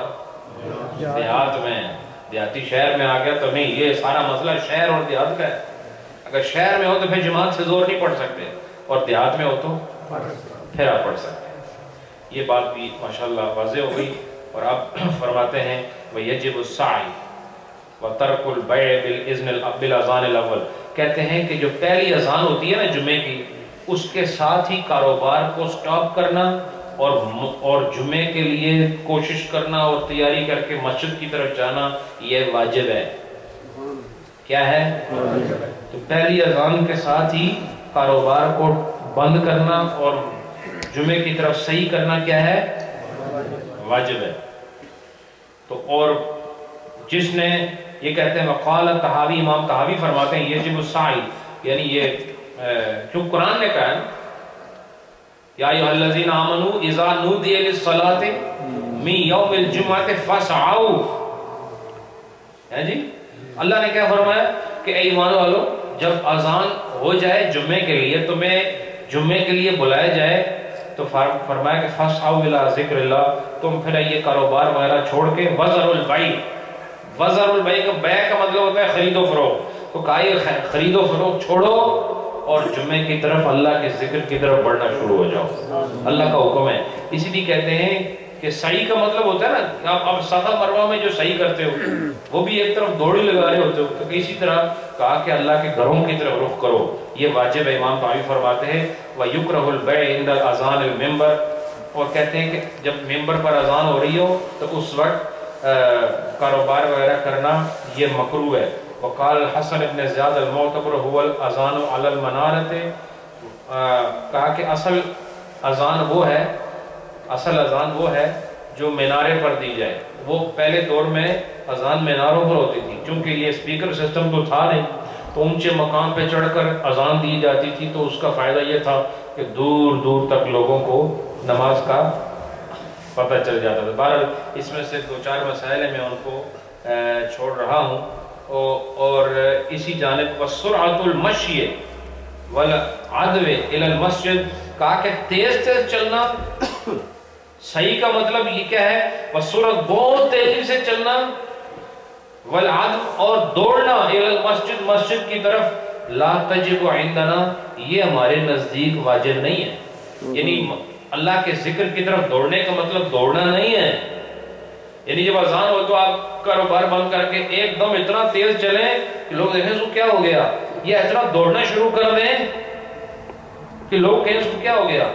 اور یہ اگر چلنے میں بھی یہی حکم ہے اور ڈرائیونگ کا بھی یہی حکم ہے، کیونکہ چلنے میں آدمی برا لگتا ہے نا، اور جو گاڑی اوٹ پٹانگ طریقے سے رش کرتے ہوئے جا رہی ہے اس کو بھی لوگ دیکھتے ہیں یہ کیسی گاڑی جا رہی ہے، دیکھتے نہیں، جڑا اندر بیٹھے ہوا ان کو تو نہیں پتہ چلنا، باہر والے کو پوچھو کیسا لگ رہا ہے، سمجھ آئی کہ نہیں؟ تو وہ اس لیے جب آدمی خود دوڑ رہا ہوتا ہے اس کو اپنا آپ نظر آتا ہے میں کیسے لگ رہا ہوں، بھائی جب آدمی خود دوڑنا انہوں پتہ لگنا میں کس دوڑ رہے ہیں، وہ دوسرے دسنا بڑا عجیب جی چھالا مارتے ہیں، انہوں خود پتہ نہیں چلتا میں کس طرح دوڑ رہے ہیں، تو دوسرا آدمی دیکھتا ہے۔ تو کہا کہ آپ ایسے نہ دوڑو اور نہ ہی اتنا تیز چلو، اللہ نے تو کہا نا اللہ کے ذکر کی طرف تیزی کرو، یہ تیزی اور دوڑنے کا مطلب دوڑنا نہیں، مطلب یہ ہے کہ یہ سب چیزیں دنیا کے چھوڑ کے رخ صرف اللہ کے ذکر کی طرف کرو اور اس جانب بڑھتے چلے جاؤ۔ اب یہ کہتے ہیں آگے اس کا بتا رہے ہیں، اس کی مزید تشریح کر رہے ہیں کہ وَاخْتَلَفَ فِي اسْتِحْبَابِهِ وَيَمْشِي عَلَى السَّكِينَةِ وَالْوَقَارِ، کہتے ہیں کہ صحیح بات یہ ہے کہ وہ چلے علی السکینۃ والوقار، سکون اور وقار کے ساتھ چلے۔ کیسے چلے؟ سکون اور وقار کے ساتھ چلے، تاکہ لوگ سمجھ لیں کہ یہ بندہ اللہ کے ذکر کے لیے جا رہا ہے۔ وقار سے چلے، سکون سے چلے۔ اور پھر فرمایا وَإِذَا جَلَسَ عَلَى الْمِنبَرِ أَذَّنَ بَيْنَ يَدَيْهِ، اور جب ممبر پر بیٹھ جائے تو پھر بین یدیہ، تو امام کے سامنے پھر یہ اذان دے۔ کہاں اذان دے؟ یعنی مؤذن کہاں اذان دے؟ امام کے سامنے۔ اصل میں ہماری فقہ حنفی کے مطابق مسجد میں اذان نہیں دے سکتے، لیکن اب یہ اتنا معمول ہو گیا اس کو ہم روک نہیں سکتے۔ طریقہ یہ ہے کہ اصل مسجد سے باہر جا کے امام کے بالکل سامنے کھڑا ہو مؤذن اور وہ اذان دے۔ فقہ حنفی یہی بتاتی ہے، لیکن اب یہ اتنا زیادہ معمول ہو چکا ہے کہ اس کو رائج کرنا مشکل بھی ہے اور اب ذرا ناممکن بھی ہے۔ کیوں کہ اب مثلا یہ ہماری مسجد ہے، اس کا تو سین ہی نہیں ہے، تو اگر اس کو باہر کھڑا کریں گے تو کدھر کھڑا کریں گے؟ وہ تو مسجد سے بالکل ہی باہر ہو جائے گا، تو جو اس اذان دیتی بھی تو سننی پڑی ہے۔ تو بہرحال اس میں مشکلات ہیں، باہر پاکستان میں ہو سکتا ہے۔ کیوں؟ اس کا طریقہ یہ پہلے مسجد کا ایک ہال ہوتا ہے، اس کے بعد آگے سین ہوتا ہے، برآمدہ ہوتا ہے، اور وہاں پہ بھی یعنی مختلف قسم کی ایک ہال ہوتا ہے، ہال کے بعد ایک چھتا ہوا برآمدہ ہوتا ہے، چھتے برآمدے کے بعد ایک کھلا برآمدہ ہوتا ہے، اس کے بعد کوئی چھت نہیں ہوتا۔ یعنی وہاں 3 سیگمنٹ ہیں مسجد کے اور 3 پارٹس ہیں، 3 پورشنز ہیں۔ ایک وہ ہے جو بالکل ہال کی طرح ہے، دوسرا جو ہے ہال نہیں ہے لیکن اس پر روف موجود ہے، اور تیسرا اس کا کچھ بھی نہیں ہے، وہ کھلی زمین ہے۔ تو اب یہ آدمی بالکل اس سے باہر جائے اور وہ امام کے سامنے کھڑا ہو سکتا ہے، مجمع بھی وہیں موجود ہوگا، یہ سب کے پیچھے کھڑا ہوگا اور امام کے سامنے خطبہ دے رہا ہوگا، تو یہ نہیں اذان دے گا۔ تو پھر یہ اصول ہے ہمارے علماء احناف کا، لیکن اب اس پر عمل کرنا مشکل ہے، ہم اللہ سے معافی مانگتے ہیں۔ پھر فرمایا وَأُقِيمَ بَعْدَ تَمَامِ الْخُطْبَةِ، اور خطبہ ختم ہونے کے بعد پھر وہ اقامت پڑھے گا۔ خطبہ ختم ہونے کے بعد بِذَالِكَ جَرَتْ تَوَارُث، اور اسی پر ہمیشہ سے معمول چلا آیا ہے، ٹھیک ہے۔ اس کے بعد فرمایا وَصَلَاةُ الْجُمْعَةِ رَكَعَتَانِ، اور جمعے کی جو نماز ہے اس کی 2 رکعتیں ہیں۔ جمعے کی نمازیں کتنی رکھتے ہیں؟ 2 رکعتیں ہیں۔ یقرأ فی کل رکعت، ہر رکعت میں تلاوت کی جائے گی بفاتحۃ الکتاب، سورہ فاتحہ۔ 2 رکعتیں ہیں اور ہر رکعت میں کیا پڑھا جائے گا؟ سورہ فاتحہ۔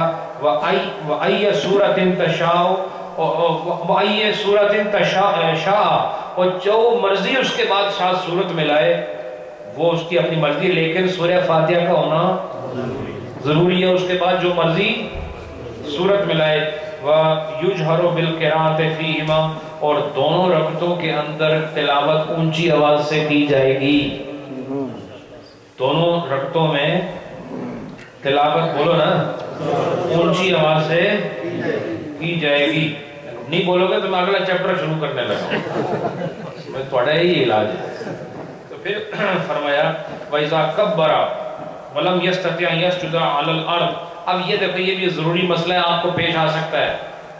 کہتے ہیں کہ جب امام نے کیا کیا، تکبیر پڑھی اللہ اکبر، تو اب سجدے میں جانا ہے، کدھر جانا ہے؟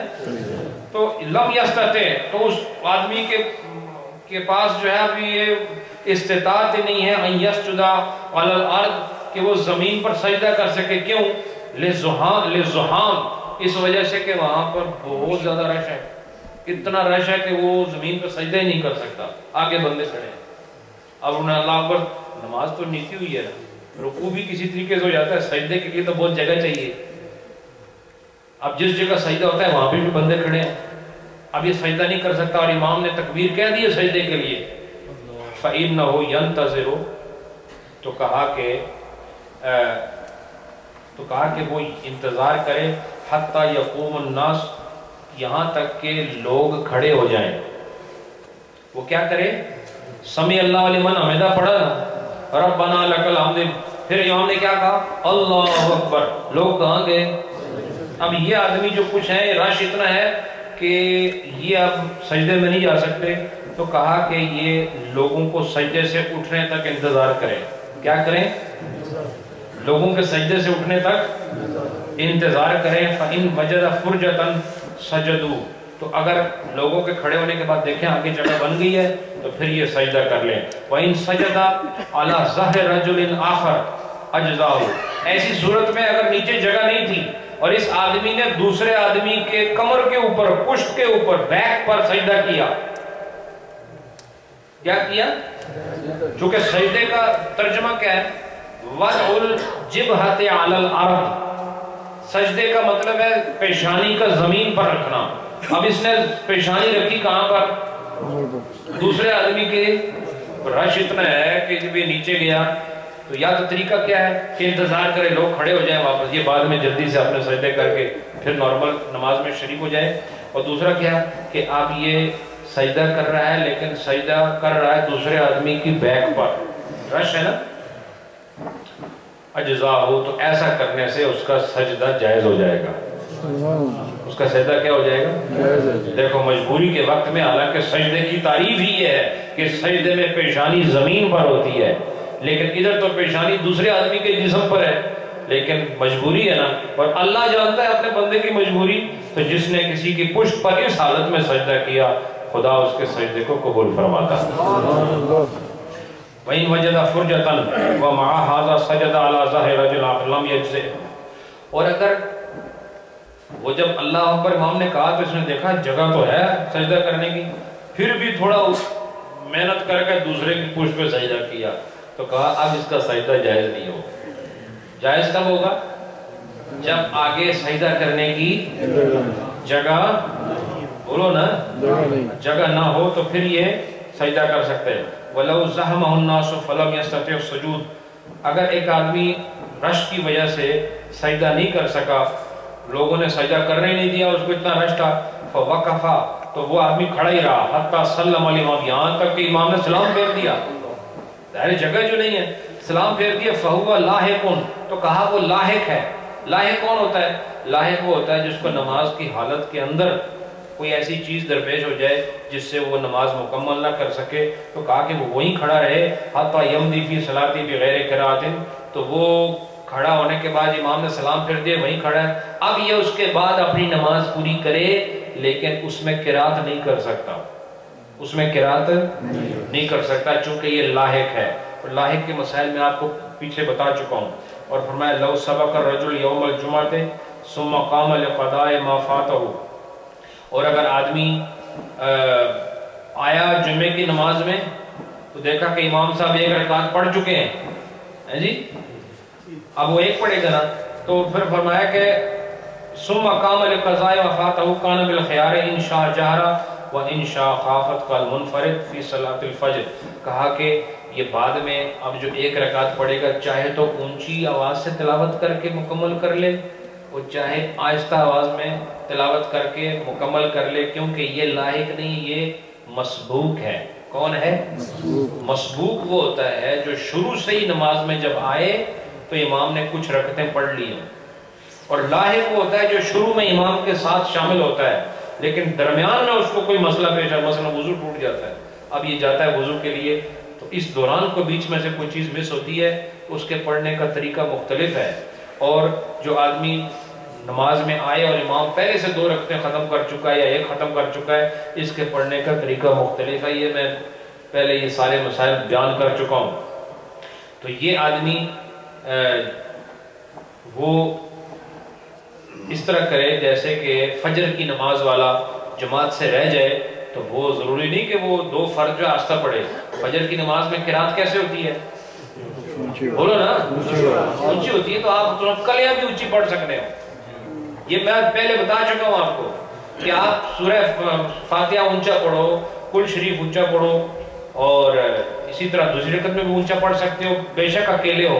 तो कहा ये आदमी भी जो जुमे की नमाज में आया लेकिन 1 रकत रह गई थी या दोनों रह गई थी, आता यहाँ पे पहुंचा, अब इसकी मर्जी है, चाहे तो वो आस्था तिलावत करे बाद में उठ के, مکمل کرنے کے لیے یا وہ اونچی آواز سے تلاوت کرے یا آہستہ تلاوت کرے، ہر دو صورتوں میں اس کی نماز جمعہ درست ہو جائے گی۔ اور آخری مسئلہ سنو، اور یہ چیپٹر بھی ختم ہو رہا ہے، وہ کیا ہے؟ وَيُسْتَحَبُّ لِمَنْ حَضَرَ صَلَاةَ الْجُمْعَةِ أَن يَدْهَنَ وَيَمَسَّ طِيبًا، کہا کہ جو آدمی نماز جمعہ کے لیے آ رہا ہے اس کے لیے مستحب ہے کہ وہ تیل وغیرہ لگائے اور خوشبو کا استعمال کرے، یہ اس کے لیے مستحب ہے۔ وَإِن وَجَدَهُ، اگر اس کو یہ ملے، اگر ملے ہی نہیں تو پھر کدھر سے لگائے گا؟ ایک آدمی غریب ہے، اس کے پاس خوشبو نہیں ہے، تو اب اس کے لیے ضروری نہیں ہے کہ وہ جا کے کسی اور سے مانگ کے کہے کہ چونکہ مستحب ہے خوشبو دیو تھوڑی میں لانی ہے، کیوں جی مستحب ہے؟ نہیں، یہ کہا یہ یہاں پر ہمارے ان وجدہ، اگر اس کے پاس ہے تو کتنی بڑی بات ہے۔ یعنی یہ اسلام کا یہ بہت بڑا خوبصورت ایک بڑا ہی پیارا منظر ہے تعلیم کا جو میں پیش کر رہا ہوں، کہ آج کا کوئی حکم پورا کرنے کے لیے آپ کو اسلام بیکاری نہیں بناتا، آپ کی حیثیت دیکھ کے آپ پہ حکم لگاتا ہے۔ اب کیا جمعے کے دن تیل لگانا کیا ہے؟ مستحب ہے، داڑھی کو تیل لگاؤ، سر پہ تیل لگاؤ خوبصورت انداز سے اور خوشبو لگا کے آؤ، لیکن آپ غریب ہیں، آپ کے پاس تیل ہے ہی، تو آپ دوسرے کا ڈور کھٹکھٹائیں، کیا گل ہے؟ جمعہ ہے، تیل لانا ہے، تو ایسا تیل نہیں لاؤ تو چنگا ہے، تو یہی کہ نہیں خوشبو دیو میں جمعے تے جا رہے ہیں تو وہ آپ کا جمعے کو وہ ہفتہ بنا دے گا۔ بہرحال اللہ آپ کو خوش رکھے۔ تو یہ اسلام میں یہ مانگنے کی بالکل کوئی گنجائش نہیں ہے، حتیٰ کہ بہت کوئی مجبور ہو تو اس میں پھر گنجائش نکلتی ہے۔ پھر فرمایا وَيَلْبِسُ أَحْسَنَ ثِيَابِهِ إِنْ كَانَ، اور اگر اس کے پاس ہوں تو سب سے اچھے کپڑے پہنے، یعنی کیسا لباس پہنے؟ احسن، خوبصورت لباس پہنے۔ کب؟ جب ہوں۔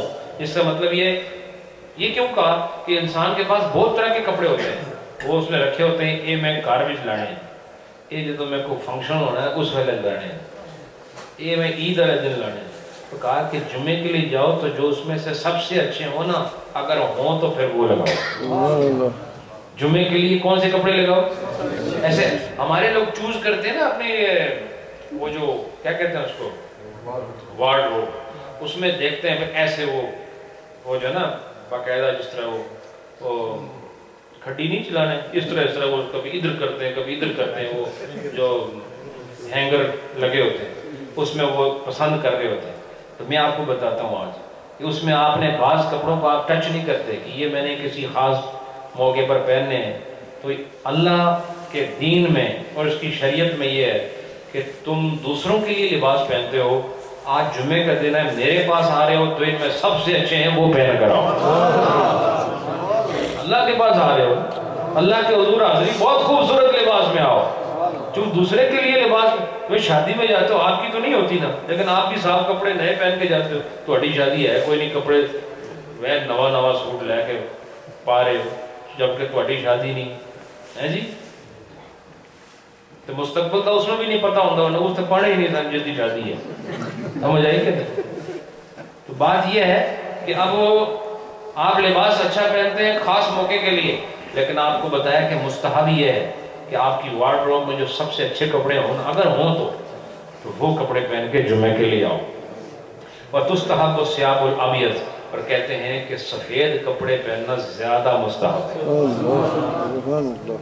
اچھوں میں بھی پھر رنگ کون سا ہے؟ دیکھو پہلے تو کوالٹی بتائی، پھر اس کا کلر بتایا کہ کوالٹی بھی اچھی ہو اور کلر کون سا۔ اور آپ کو میں بتاؤں کہ سب سے زیادہ نبی رحمت کو تمام رنگوں میں، چونکہ وہ خود نور تھے نا، اس لیے انہوں نے سفید رنگ کو ہی پسند فرمایا۔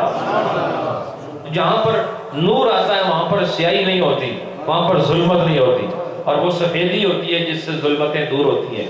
نبی پاک نے سب سے زیادہ جس لباس کو پسند فرمایا وہ کون سا ہے؟ سفید لباس۔ تو سفید لباس پہن کے جمعے میں آئے، اور فرمایا وَيَجْلِسُ فِي الصَّفِّ الْأَوَّلِ، اور یہ بھی مستحب ہے کہ انسان آئے اور کتنا اچھا لگے، خوشبو لگائی ہو، تیل لگا ہوا ہو، بہترین کپڑے ہوں، سفید رنگ ہو، اور پہلی صف میں آ کے بیٹھا.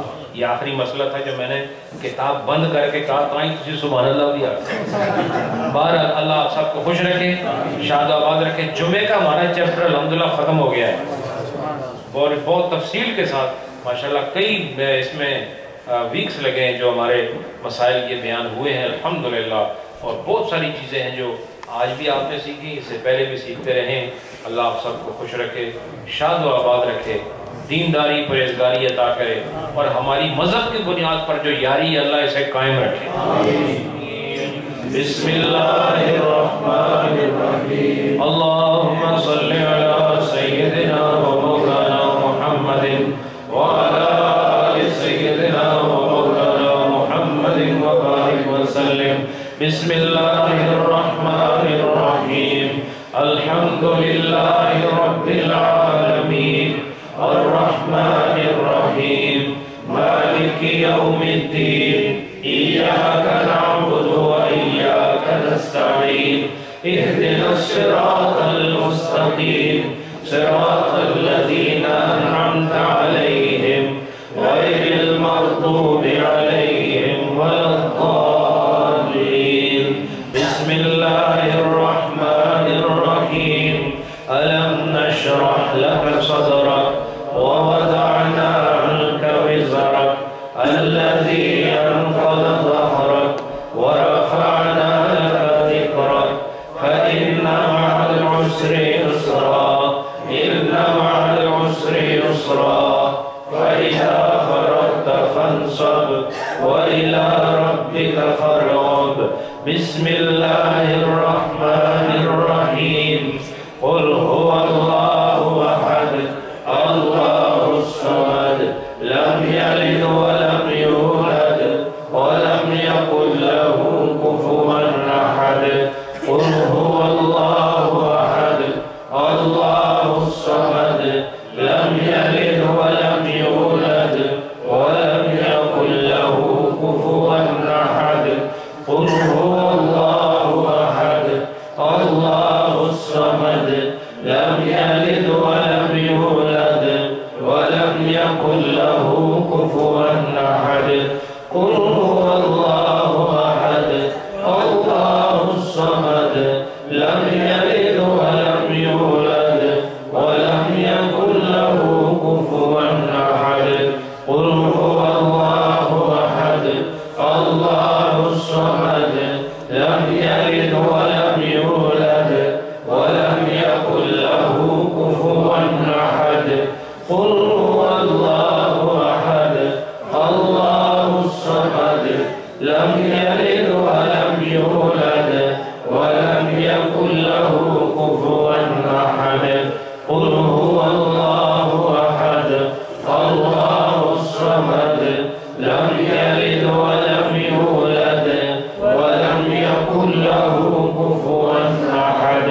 قل هو الله أحد الله الصمد لم يلد ولم يولد ولم يكن له كفوا أحد. قل هو الله أحد الله الصمد لم يلد ولم يولد ولم يكن له كفوا أحد. بسم الله الرحمن الرحيم. اللهم يا قاضي الحاجات يا قاضي الحاجات يا قاضي الحاجات. بسم الله الرحمن الرحيم. اللهم يا كافي المهمات يا كافي المهمات يا كافي المهمات. بسم الله الرحمن الرحيم.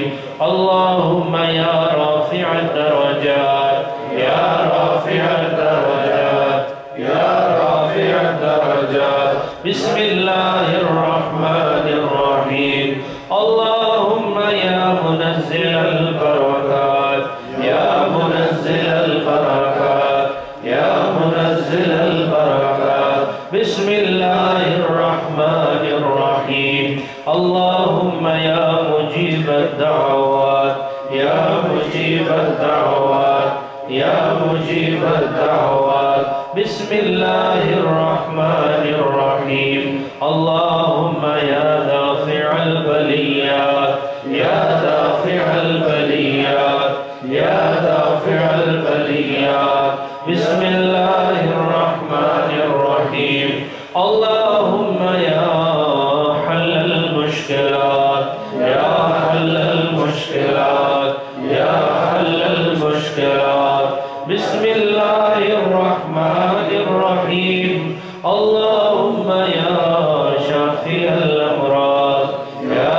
شافي الأمراض يا شافي الأمراض بسم الله الرحمن الرحيم اللهم يا غياث المستغيثين أغثنا يا غياث المستغيثين أغثنا يا غياث المستغيثين أغثنا بسم الله الرحمن الرحيم اللهم يا دليل المتحيرين يا دليل المتحيرين يا دليل المتحيرين بسم الله الرحمن الرحيم اللهم يا أرحم الراحمين يا أرحم الراحمين يا أرحم الراحمين بسم الله الرحمن الرحيم اللهم آمين آمين آمين آمين بسم الله الرحمن الرحيم اللهم صل على سيدنا ومولانا محمد وعلى آل سيدنا ومولانا محمد وبارك وسلم وصل عليه. آپ نے پچھلی جمعرات سے اس جمعرات تک درود شریف جو پڑھا اس کی تعداد 6,85,200 مرتبہ ہے. 26 مرتبہ سورہ یاسین شریف اور 1500 مرتبہ استغفار اور 200 مرتبہ 2000 مرتبہ کلمہ شریف بھی ہے. ماشاءاللہ بڑی خوبصورت تعداد ہے. اللہ آپ کو اس ذوق میں اور اضافہ نصیب کرے. کثرت سے درود شریف پڑھیں. اللہ خوش رکھے. بتیاں بجھائیں. انشاءاللہ تھوڑی دیر ذکر دعا اور پھر انشاءاللہ آپ سب کی خدمت میں لنگر پیش کیا جائے گا. سب کو اللہ جسمانی روحانی صحت عطا فرمائے. صلی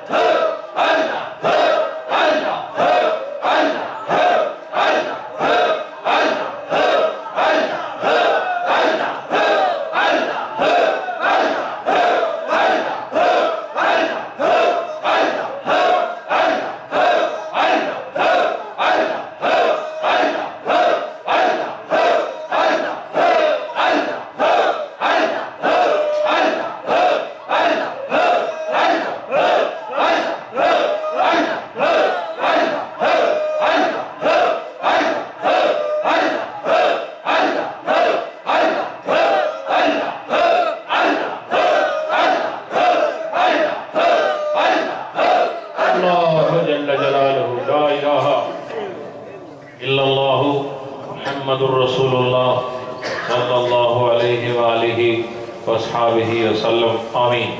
अल्हम्दुलिल्लाहि रब्बिल आलमीन, वस्सलातु वस्सलामु अला मुहम्मदिन व अला आलिहि वस्हाबिहि अजमईन। रब्बुल आलमीन इस महफिल ज़िक्र को, इस महफिल बयान मसाइल फ़िक़्ह को और ख़त्म ख़ाजगान शरीफ को और साथियों का तेरी बारगाह में हदिया ज़िक्र और हदिया ख़त्म ख़ाजगान पेश करना कबूल और मंजूर फरमा। इस मजलिस में जितने मर्द आए हैं, जितनी औरतें आई हैं, जितने बच्चे और जवान आए हैं, या अल्लाह सबकी हाज़िरी कबूल फरमा। इस पाकीज़ा महफिल के अनवार से सबके सीने रोशन फरमा। ये जो पाकीज़ा महफिल हुई, इस पर जो तूने करम फरमाया, इस करम के बदले सबकी दुनिया और आखिरत कामयाब फरमा दे। या अल्लाह यहाँ जितने लोग आए हैं, इनके दिल में जो जायज़ मुरादें हैं, नबी पाक के वास्ते, अहले बैत के वास्ते, बिलखुसूस हसनैन करीमैन के वास्ते और फातिमातुज़ ज़हरा और आका नामदार की दीगर साहबजादियों के वास्ते, या अल्लाह सबकी जायज़ हाजतें पूरी फरमा दे, सबकी परेशानियां दूर फरमा दे, बेरोजगारों को हलाल रोजी अता फरमा। या अल्लाह बे औलादों को, या अल्लाह अपनी बारगाह से नरीना औलाद अता फरमा, और जो औलाद वाले उनको औलाद की खुशियां अता फरमा। रब्बे कायनात अपने करम और मेहरबानी से घरों में अमन, सुकून, इत्तेफाक, इत्तेहाद, मोहब्बत, मुरव्वत हर मर्द और जन और बच्चे जवान को अता फरमा। इस्लाम सीखने की तौफीक अता फरमा, इस पर अमल की तौफीक अता फरमा। या अल्लाह हम गमों के मारे नहीं हैं, हम गुनाहों के मारे हैं।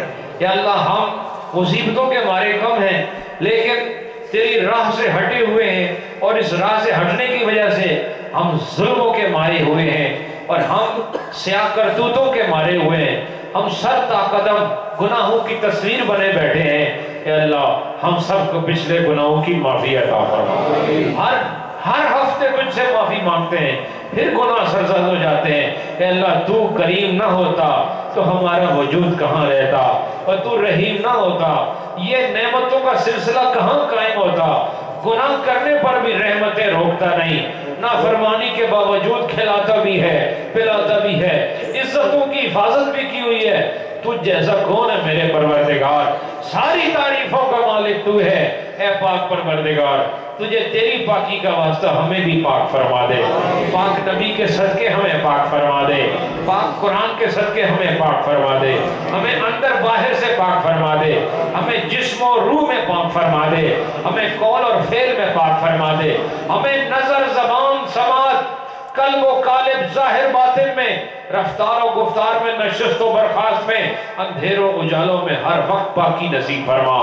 इलाहुल आलमीन नमाजों की हिफाजत अता फरमा, पेशानियों को सजदों के बगैर करार आ जाए, ये भी कोई मुसलमान है। ए अल्लाह हमारी जमीनों में, हमारी पेशानियों में सजदों के ज़ौक़ को पैदा फरमा दे, दिल को अपनी याद अता फरमा, ज़बान को अपना जिक्र और शुक्र अता फरमा। इलाहुल आलमीन जो लोग बीमार हैं सबको सेहत अता फरमा, जो मुसीबतों में है मुसीबतों से आज़ाद फरमा, सबकी जायज़ हाजतें या अल्लाह पूरी फरमा।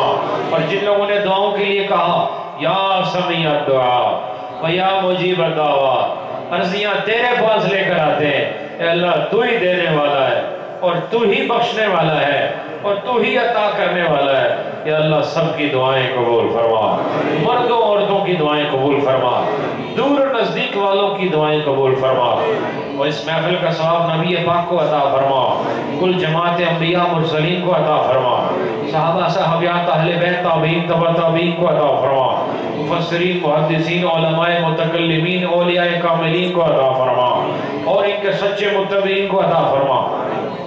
शुहदाए बद्र व हुनैन हो, शुहदाए उहद व करबला हो, शुहदाए कश्मीर व इराक व पाकिस्तान और अफगानिस्तान हो, जो शहीद हैं, या अल्लाह उन सबको इसका सवाब अता फरमा। और हम सब के अकारिब अज़ा यहाँ जितने बैठे हो सब नियत करो, अपने वालिदैन को नियत में लेकर आओ, अपने बच्चों को जो दुनिया में नहीं है, अपने रिश्तेदारों को, बहनों भाइयों को जो दुनिया में इस वक्त नहीं रहे, अपने आबा व अजदाद को, मर्दों औरतों में से जो अब आप में नहीं रहे, उन सब के लिए नियत करो। क्या मर्द और क्या औरतें जितनी यहाँ आई हैं, आप सब नियत करें, یا اللہ اس محفل کا ثواب ہم سب کے رشتہ داروں کو جو دنیا میں نہیں رہے ان سب کو اس کا ثواب عطا فرما اور بخشش اور مغفرت عطا فرما اور ہم سب کو بھی اس کا ثواب عطا فرما اور مرتے وقت یا اللہ ہمیں اے اللہ عزتوں کے ساتھ موت عطا فرما اے اللہ مرتے وقت کلمے کے ساتھ موت عطا فرما اے اللہ مرتے وقت جس عمل سے تو راضی ہو اس عمل میں موت عطا فرما اے اللہ اپنے ذکر میں موت عطا فرما اپنی فکر میں موت عطا فرما اور مرنے کے بعد قبر اچھی عطا فرما اور قبر کے بعد حشر اچھا عطا فرما اور وہاں دامن مصطفیٰ کا سایہ سب گناہگاروں کو عطا فرما ہمارے اس مرکز میں جتنے لوگ تعاون کر رہے ہیں جتنے لوگ خدمات سر انجام دے رہے ہیں بہت سارے ہمارے ساتھی ہیں جو بڑے دل کھول کر تعاون کر رہے ہیں محترم ہمارے راجہ عبدالعزیز صاحب اور ہمارے محترم قریشی صاحب اور ہمارے محترم حاجی محمد انار صاحب اور بالخصوص جامعہ محی الاسلام صدیقیہ کی ساری انتظامی کمیٹی حاجی نظر صاحب اور ان کے جملہ رفقا جو دل کھول کر اس مرکز کو چلا رہے ہیں یا اللہ تو ان کے کاروبار چلا دے اور اللہ ان کے گھروں میں خیریت کا دور دورہ فرما ان کے گھروں میں خوشیوں کا دور دورہ فرما اور اس خدمت کے بدلے دنیا اور قبر و حشر کی خیر عطا فرما اور ہمارے وہ تمام ساتھی جو لنگر کے نظام کو سنبھالے ہوئے ہیں اور پکاتے ہیں کھلاتے ہیں آپ کے آگے کھانا سجاتے ہیں اور آپ وہ تمام لوگ جو اس لنگر میں تعاون کرتے ہیں اور پورا سال یہ لنگر چلتا ہے 12 مہینے چلتا ہے ہر روز الحمدللہ چلتا ہے آپ کے تعاون سے چل رہا ہے اللہ آپ سب کو گھروں میں بے شمار رزق عطا فرمائے اور اس تعاون کا بدلہ دنیا آخرت میں عطا فرمائے اور حضرت صاحب کے لیے دعا کرو اللہ ہمارے سر کے تاج کو آباد رکھے اور ان کا سایہ دیر تک ہمارے سروں پہ قائم رکھے اور ان کے جتنے مشن اللہ ان میں انہیں کامیابی عطا فرمائے اور ہمیں الہ العالمین تمام مشائخ اہل سنت علماء اہل سنت جو دین کی صحیح معنوں میں خدمت کر رہے ہیں ہم ان کی خیریت مانگتے ہیں یا اللہ ان کو خیریت بھی عطا فرما برکت اور عظمت بھی عطا فرما ربنا فاغفر لنا ذنوبنا وکفر عنا سیئاتنا وتوفنا مع الابرار یا عزیز یا غفار یا رب العالمین صلی اللہ علی حبیبہ محمد وعلی آلہ وصحبہ اجمعین برحمتک یا ارحم الراحمین.